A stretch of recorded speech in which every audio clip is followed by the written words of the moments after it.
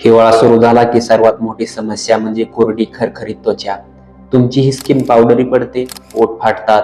आज मी सांगणार आहे 2 मिनिटात कारणे आणि जबरदस्त उपाय. पाहूया काय कारणे आहेत ते.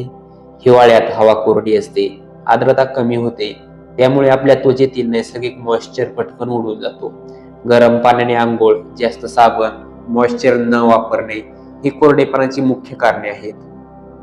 यामुळे त्वचा ताणली जाते, पांढऱ्या रेषा पडतात, खाज सुटते आणि चेहरा निस्तेज दिसतो. काहींचे तर हातपायही फुटू लागतात. तर यावर काय उपाय आहेत ते पाहूया. उपाय पहिला, कोमट पाण्याने आंघोळ करा. गरम पाणी त्वचेचा मॉइश्चर काढून टाकते. उपाय दुसरा, आंघोळीनंतर 3 मिनिटाच्या आत क्रीम किंवा लोशन लावा. याला 3 मिनिट मॉइश्चर रूल म्हणतात. खूप फायदेशीर ठरतो. उपाय तिसरा, आठवड्यातून 2 वेळा स्किन ऑइलिंग, नारळ तेल, बदाम तेल किंवा ऑलिव्ह ऑइल वापरा. उपाय चौथा, सौम्य साबण व फेसवॉश वापरा. अतिशय हार्ड साबण स्किन कोरडी करतात. उपाय पाचवा, हायड्रेशन वाढवा. दिवसाला 8 ते 10 ग्लास पाणी प्या. हिवाळ्यात तहान कमी लागते म्हणून लोक पाणी कमी पितात. ही मोठी चूक आहे. उपाय सहावा, सनस्क्रीन वापरा.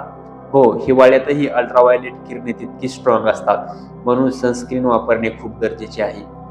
रात्री झोपण्यापूर्वी थिक मॉइश्चर किंवा पेट्रोलियम जेली वापरली तर स्किन ओव्हरनाईट खूप सॉफ्ट होते. हातपाय आणि ओठांसाठी हा जबरदस्त उपाय आहे. हे उपाय 7 ते 10 दिवस केल्यावर तुमची स्किन मऊ, ग्लोईंग आणि हिवाळ्यातही मॉइश्चर आहे. व्हिडिओ आवडला तर लाईक, शेअर आणि सबस्क्राईब जरूर करा. धन्यवाद.